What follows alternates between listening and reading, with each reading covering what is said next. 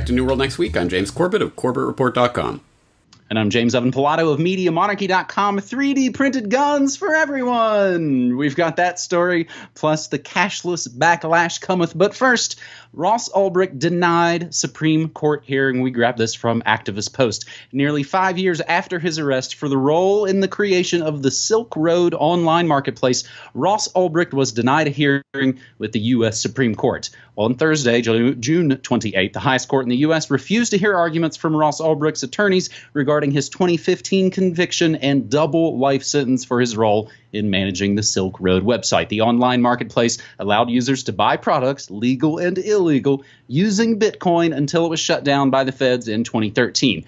Ross was arrested October 2nd, 2013, and charged with a range of felonies related to running an alleged criminal empire. In February 2015, he was found guilty and eventually sentenced to 2 life sentences plus 40 years. The Supreme Court's denial of Ross's petition is devastating to us personally, but also to the Fourth Amendment and privacy rights of all Americans. Ross's mom, Lynn Ulbricht, told Activist Post. Throughout Ulbricht's trial, the government claimed he should be held responsible also for all the illegal drug sales on Silk Road, an estimated $138 million worth of illegal drugs. The feds also attempted to pin the blame for 6 overdoses on him as well. Finally, the feds discussed alleged and unproven claims that Ulbricht attempted to have 5 people murdered in an attempt to keep his identity private. Despite the fact that those claims have never been proven, they continue to be used in the media and court to paint Ross Ulbricht and paint him in a negative light. James, I've got a few interesting related links to this, and I've talked about it on the Morning Monarchy, of course, that America's next top president does seem to be open to the idea of taking requests for pardons. He's been busting out all kinds of pardons. We just saw the big Oregon occupation pardon come down in the last 48 hours. If Trump really wanted to fight the deep state, the Free Thought Project has an article noting that he'd free Ross. James, you actually talked to Lynn Ulbricht and posted it exactly a year ago today as we are taping this on July 11th, 2018. And Lisa Arbacheski, writing for TragedyandHope.com, who really has done a ton of really great, important work on behalf of Ross. If Ross isn't free, you're not free. James? Yeah, the implications of this entire case are huge, so I hope if people aren't familiar with it in any degree of detail that they will go back to my interview with Lynn Ulbricht, where we go over the history of the case and what happened and what didn't happen and the craziness that went on in the trial. So there's a lot to dig into there, but yes, this is another I suppose, link in the chain of the travesty of injustice that has been forged around Ross at this point. But also, the chains are falling on another accused in this case, Gary Davis, who's an Irish citizen who has been accused of being an alleged co-conspirator with Ross Ulbricht, and they've been trying to extradite him, and it looks like that is going ahead. And the legal barriers to the extradition from Ireland to the U.S. are falling, which is particularly ironic because, of course, Gary Davis has never set foot in the United States in his entire life, but he is potentially going to be extradited there, and if found guilty, imprisoned for life in the United States for having... I mean, the charges on him are just that he operated a forum on the Silk Road. So literally for talking to people on the internet, he is potentially facing life in prison in a country he never set foot in. So for more details on that, I'll throw in a link to news.bitcoin.com, dark web alleged Silk Road conspirator handed to U.S. authorities. And there's some more details about that. And it includes a link to Roger Vere's recent video, My Story of Being Tortured in Prison, talking about his time in federal prison back in 2002 for the horrible, unconscionable crime of selling firecrackers on eBay, like many people were at the time, actually, back in 2002, 2003. So that's quite a video. I hope people will take a look at that and realize that this injustice is still going on and is about to probably engulf another person. So again, I think people need to understand what's happening, and I think that the gist of the Tragedy and Hope title is correct there. If Ross isn't free, neither are you. And this is going to affect everyone and what they can and cannot do on the internet, more on which I suppose we'll be talking about in different aspects later. That link, again, from tragedyandhope.com, actually contains a whole wealth of other kind of research to get on this, what is admittedly a giant story. James, of course, you and I, at the beginning of a lot of these episodes, before we start to roll tape, realize that these are big, complicated stories that we are in some ways trying to kind of drill down and get across in kind of a bite-sized way. But of course, it's always a bit more complicated than that. So, of course, everything we say will always be mentioned down in the show notes. James, of course, you're mentioning all this extradition. Of course, we've got Kim.com on kind of a different note, also kind of reaching kind of the last straws of his fight against being extradited to a country he's never set foot in and never ran a business in.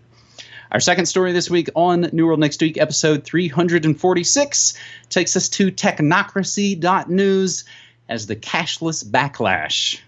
It's kind of a tongue twister, but the movement's taken heat from lawmakers. The global cashless movement has reached, of course, the District of Criminals, where a growing number of fast casual and other establishments are saying no to the greenback in favor of plastic and mobile payments. Sweet Green, a national salad chain, went cashless in most of its locations last year. Other spots include a frozen yogurt shop downtown, posh wine bar, and a beer store. Soon, however, they might be breaking the law.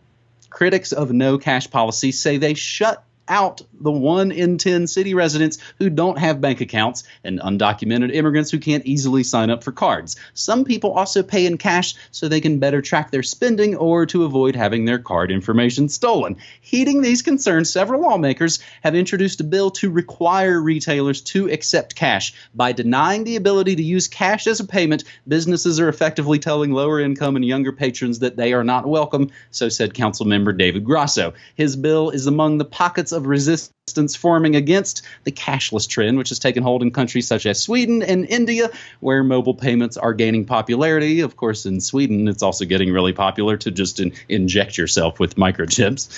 Similar legislation was unsuccessfully introduced in Chicagoland last year. Massachusetts has an obscure 1978 pro-cash law on the books, but the State Retailers Association says it doesn't seem to be enforced, and state officials haven't offered any guidance. Other restaurateurs say refusing to take cash is disrespectful to their customers. Perhaps unsurprisingly, and I think we've maybe talked about this, James, if not on New World Next Week, then I know certainly somewhere in the media monarchy kingdom, Visa, big credit card company. They have been a major booster of the cashless movement. They, back in March, awarded 50 different businesses $10,000 each for rejecting cash payments and has released reports touting the benefits of a cashless society. James, I even interviewed a guy a couple of years ago, a guy named David Woolman, touting the end of money. And when I talked about cashless societies, like, oh, that's too pithy. That's just ridiculous. That'll never happen. James? Yeah, this is an interesting story. I mean, first of all, I think we can put it in the good news category insofar as the backlash against the cashless society is, I think, what myself, I assume yourself, and I assume most of the people watching this are looking forward to. Yes, no, we should not be marching blindly into the cashless future for all sorts of reasons. The surveillance and control that comes along with that, including the implied control that comes from the banks basically then being arbiters of who gets to operate in the economy and who doesn't. And we know that in the past, banks have targeted owners of even legal businesses in the United States, for example, to cut them off from banking services, like people who sell ammunition and things, as a way of basically targeting things that are completely legal, but getting them off of the banking system. And once you're off the banking system, you're screwed. Well, you're even more screwed in a cashless society because you literally cannot operate without a bank account. So there are many, many, many very valid and important reasons why this is the backlash is important. But I thought one of the interesting things about this particular story and the way it's put is that they talk, for example, about undocumented immigrants who can't easily sign up for cards, which of course throws the whole illegal aliens thing into the midst of this story, which, I don't know, I think it's an interesting way of trying to get the people who you think might actually be against the cashless society to get them on the other side of this issue, in the sense that, the illegal aliens, well, we don't want them participating in the economy. They should have to have a bank account. Maybe we do need cashless. I think there's maybe that kind of, counter spin going on right in the middle of this article, so when they throw that issue into there. But anyway, as I say, I think everyone can agree that we do not want the total, complete surveillance, tracking, control grid that comes along with the cashless society, so the backlash against it is good. And let's hope that this spreads around the world, because as I'm sure all of our viewers know, this is a phenomenon that's taking place all around the world and really far advanced in certain Scandinavian countries and places now where, you literally can't ride a bus or anything with cash anymore. It's getting that way in a lot of places around the world. We need the cashless kickback because this is the end of any semblance of freedom from the control grid, the banking grid, all of this. You will be on the grid at all times in all ways. And so cash is one of those canaries in the coal mine when it comes to whether or not you even have the possibility of potentially maybe one day going more or less kind of off-grid. Speaking of kind of off-grid, we've actually been pleasantly surprised down here in the American Southwest. And of course, my wife was down here a few times for family long before we actually moved here. And she noted even before we moved here, it's very cash-centric down here in the American Southwest. A lot of places still, while not exactly excluding credit or mobile payments, pretty heavy cash usage. And after, of course, being 13 years in the very futuristic, forward-leaning peak Portland, we kind of got away from cash. So it's actually nice to kind of get back to that a bit. James, I think, as we go through this episode, the news gets maybe a little bit better. And you've been laying little clues along the way as we reach our third and final story on this New World Next Week episode. DOJ settles suit in a landmark win for 3D printable guns. Back in 2013, hotshot crypto anarchist Cody Wilson warned the world that downloadable guns were imminent and gun control as we knew it a mere fantasy. Some 5 years later, fresh off a huge, effective win against the State Department, which allows for Wilson to post his 3D printable gun files online, Cody Wilson now says gun control is officially dead and he killed it. I barely put $1 million into this and I got you the Second Amendment forever, he boasted to the Daily Wire. What's the NRA done for you lately? Due to the terms of the surprising settlement of the United States government, Cody Wilson can begin posting his open source technical data, including files for every gun up to .50 caliber that is available through commerce, meaning any gun that would be available for legal sale. He's allowed to do it on the full moon, July 27th, an irrevocable content dump which renders gun control efforts increasingly futile. Moreover, in the settlement, quote, the government expressly acknowledges that non-automatic firearms up to .50 caliber, including modern semi-auto sporting rifles such as the popular and feared AR-15 and similar firearms, are not inherently military. In other words, the handful of liberal states that currently ban assault weapons like the AR-15, such as New York State, via the SAFE Act, they could potentially face legal challenges. The takeaway from this, which is, again, as I noted earlier, a largely complicated story, the real simple, pithy takeaway line, it's kind of like GitHub for guns. James, this was new news to you. And again, before we started to roll tape, we were looking through this going, this is a complicated story, and there's a lot of stuff to suss out, including, of course, a giant legalese settlement.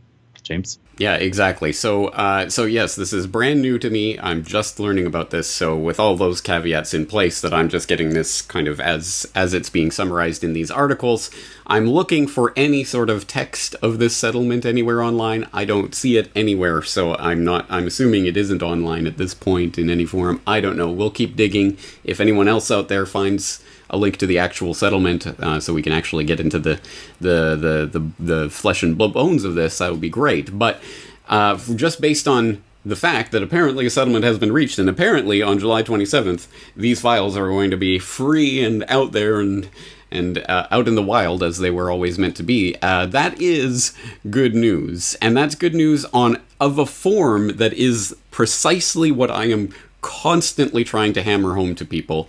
And you can get a sense of this from my article a couple of years ago, Decentralize Everything, How to Avoid the Technocratic Nightmare. And I talked specifically about the Liberator in that. If for people who don't know about the Liberator, they have the 3D printed handgun that Cody Wilson pioneered a few years ago with Defense Distributed that kicked all of this brouhaha off. You can't do that. You can't do that. So this is the type of good news that I think is fundamentally important, because it's not, oh, well, if we vote in the right guy, then he promises the right thing and actually follows through with the promise, then we can change the rules so that they'll allow us to do this thing that we want to do until the next guy gets into power and takes it all back, or, and then we end up playing the political game forever and ever and ever, and they keep moving the goalposts further and further down the field until, oh, hey, we're in this technocratic nightmare. How did we arrive here? Whereas the real solution to this, as I'm always saying, is what you can actually do to physically affect the real world. Well, here you can, who cares? Second Amendment? No Second Amendment. Who cares what regulations they put in place? What license, what piece of paper they say you have to have in order to get permission to own this or that firearm? When you can literally create your own firearms, download the blueprints and print them off in your 3D printer, that nullifies any attempt at regulation. That is the idea of real resistance and real solutions to these problems. It has nothing to do with the political football game that they get you to obsess about all the time. It's about, it doesn't matter what they say, here it is. You can do it yourself. That's the type of thing I love. That's why this idea is so important. And it doesn't even matter about the gun issue itself. Whatever you think about guns and whatever. No, that's not the point. The point here is this is something you can do that completely nullifies any attempt at the government to regulate your actions. Now that, again, that's the type of solutions and things that I think are truly revolutionary. So hats off to Cody Wilson for doing this. I'm going to put out the feelers to see if he'll come on the program to talk about this. I don't think you will, but hey, if anyone out there knows Cody Wilson and wants to get in touch with him, tell him to come on the Corbett Report. I would love to talk to him about this and get the word out about this, because this is, as I say, this is exceptionally important. This is the type of true solution that doesn't come along nearly often enough. But hopefully, with examples like this, people can start to think about how to apply this in other ways and in other places. I've been saying for the last couple of years, the CBD toothpaste is out of the tube as it relates to the cannabis revolution. I'll have to maybe come up with some sort of saying as related to this, because, again, it nullifies it. If everybody's growing it, there's no way to stop it. It's kind of my analogy for a lot of different things. So, James, the last few bit of good news notes here as we wrap up a relatively good news themed episode of New World Next Week. Speaking of the interwebs, nearly half of social media users deleted one account in the past year. A lack of trust in websites like Twitter and Fedbook have prompted 40% of people with social media accounts to delete at least one of them in the past year. That sounds like a good start. And the long-awaited return of the spin-off Good News series from New World Next Week, Good News Next Week, the return of Hemp for Victory. Talked about 3 stories on there. The shadow economy keeps crime down, pushing back on the police state in the Big Easy. And after 80 years, the U.S. Congress critters work on undoing hemp prohibition. That is the latest episode of Good News Next Week. And of course, I always like to remind folks at the end of these episodes, I stream news, music, and memes Monday through Friday, 9 to 5 Pacific time at MediaMonarchy.com/listen. James. All right. Well, looking forward to next week. James, thanks again for 3 year stories. All right, buddy. Take care.